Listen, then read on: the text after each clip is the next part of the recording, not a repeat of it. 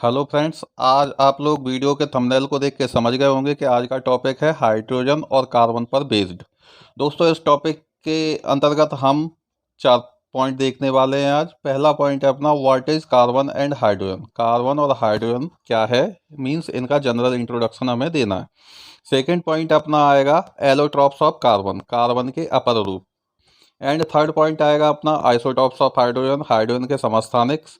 और फोर्थ और last point होगा, यूजेज, दोनों के उपयोग, कार्बन और हाइड्रोजन के उपयोग। दोस्तों, ये सारे पॉइंट आज हम ट्रिक्स के माध्यम से देखने वाले हैं, जो हमारे टॉपिक को काफ़ी इजी और इंटरेस्टिंग बनाने वाला है। तो दोस्तों, शुरुआत करते हैं। टॉपिक शुरू करने से पहले दोस्तों, आप अपने फ्रेंड्स का नाम जान लीजिए। मैं सत्येंद्र शुक्ला, स्वागत है आपका अपने यूट्यूब चैनल पर।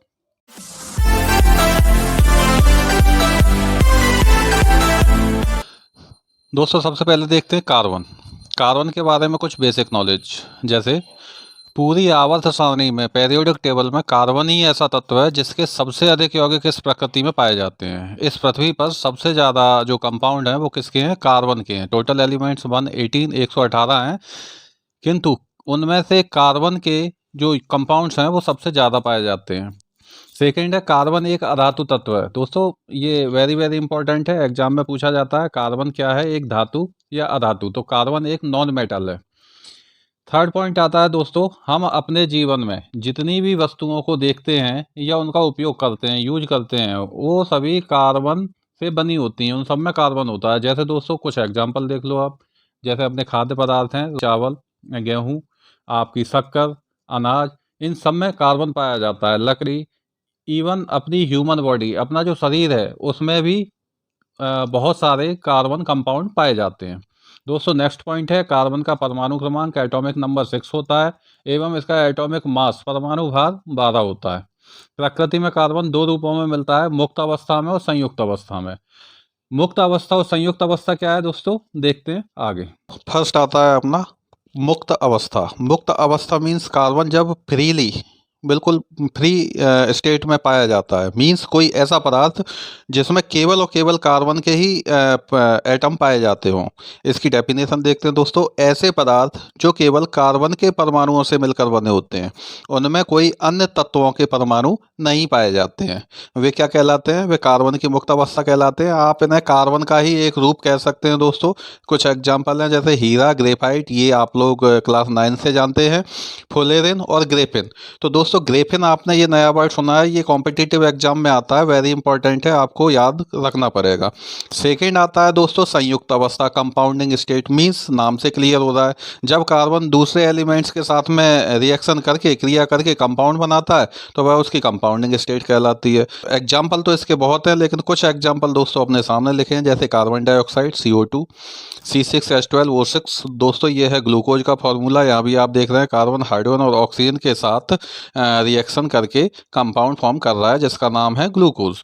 इसके बाद दोस्तों आता है शक्कर। शर्करा है, ये सिंपल, इसका फॉर्मूला है C12H22O11। देन दोस्तों अगला कोयला।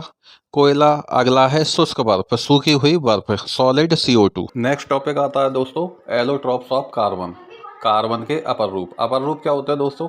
जब एक एलिमेंट्स एक से अधिक रूपों में इस प्रकृति पे पाया जाता है, तो उस एलिमेंट्स के वे रूप अपर रूप कहलाते हैं।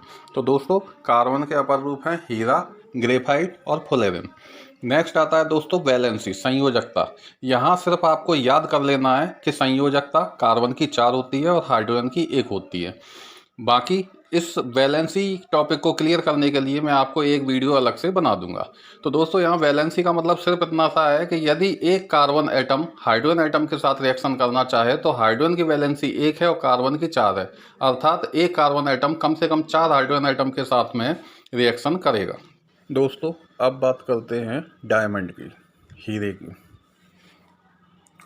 नंबर 1, यह विद्युत का कुचालक होता है। मीन्स दोस्तों, यह इलेक्ट्रिसिटी का बैड कंडक्टर है, इसके अंदर से इलेक्ट्रिसिटी फ्लो नहीं हो पाता है। सेकंड पॉइंट है, इसका गलनांक अति उच्च होता है, मेल्टिंग पॉइंट इसका काफ़ी हाई होता है। एंड थर्ड पॉइंट है, प्राकृतिक वस्तुओं में सबसे ज़्यादा कठोरतम पदार्थ हीरा ही है। दोस्तों ध्यान रखना, यहाँ मैं बात कर रहा हूँ नेचुरल थिंग्स की, प्राकृतिक वस्तुओं की, नॉट मैन मेड। दोस्तों, हीरा विद्युत का कुचालक बेड कंडक्टर क्यों होता है, इसे समझने के लिए आप सिंपली जो पहले हमने देखा था वैलेंसी उसे देखें। दोस्तों, कार्बन की वैलेंसी 4 होती है। मीन्स हीरे के एक मॉलिक्यूल में प्रत्येक कार्बन अपने आसपास 4 अन्य कार्बन एटम से घिरा हुआ होता है, तो इसके पास इलेक्ट्रॉन ख़त्म हो जाते हैं और आप जानते हैं कि इलेक्ट्रॉन के फ्लो से ही इलेक्ट्रिसिटी फ्लो होता है। अतः हीरा क्या है, विद्युत का एक कुचालक है। Next, graphite. ग्रेफाइट के बारे में दोस्तों पहला पॉइंट ये है कि यह विद्युत का सबसे अच्छा सुचालक होता है, good conductor of electricity. Second, इसे काला शीशा भी कहते हैं दोस्तों, इसे ब्लैक लेड भी बोला जाता है।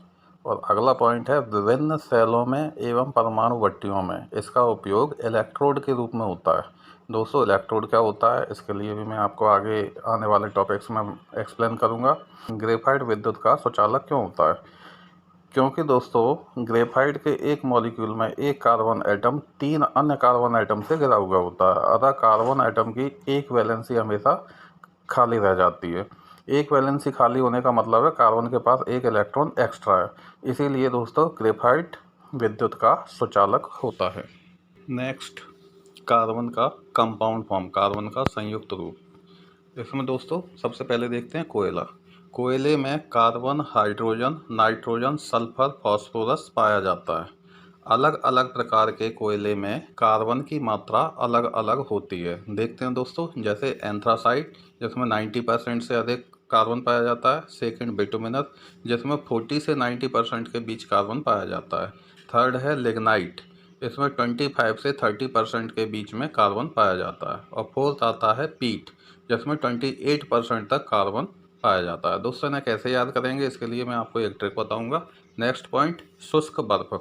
ठोस CO2 को कहते हैं, शुष्क बर्फ मीन्स सूखी हुई बर्फ, इसे ठोस CO2 को कहते हैं, जो कार्बन डाइऑक्साइड गैस का ठोस रूप होता है। ठीक है दोस्तों, अब बात करते हैं कोयले के विभिन्न रूपों के नामों को किस तरीके से याद करना है। तो दोस्तों, इसके लिए बड़ी सिंपल सी ट्रिक है, ए बेटू ले पी। यहाँ बेटू कोई बच्चा है, उससे हम कह रहे हैं ये ले और पी, तो मात्र इतना याद करना है, ए बेटू ले पी। तो A for anthracite, B for bituminous, L for lignite और पी माने पीट।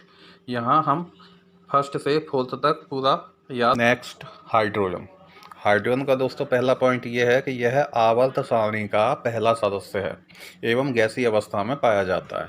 सेकंड, यह अत्यधिक ज्वलनशील होता है एवं वायु की ऑक्सीजन के साथ क्रिया कर जल का निर्माण करता है। इस पॉइंट का मतलब है दोस्तों, हमारे आसपास जो एयर है उसमें उपस्थित ऑक्सीजन के साथ हाइड्रोजन गैस रिएक्ट करके वाटर बनाती है। नेक्स्ट, हाइड्रोजन के 3 समस्थानिक आइसोटॉप्स होते हैं। पहला प्रोट्रियम जिसका सिंबल है H, दूसरा ड्यूटेरियम जिसका सिंबल है D, तीसरा ट्राइट्रियम जिसका सिंबल है T।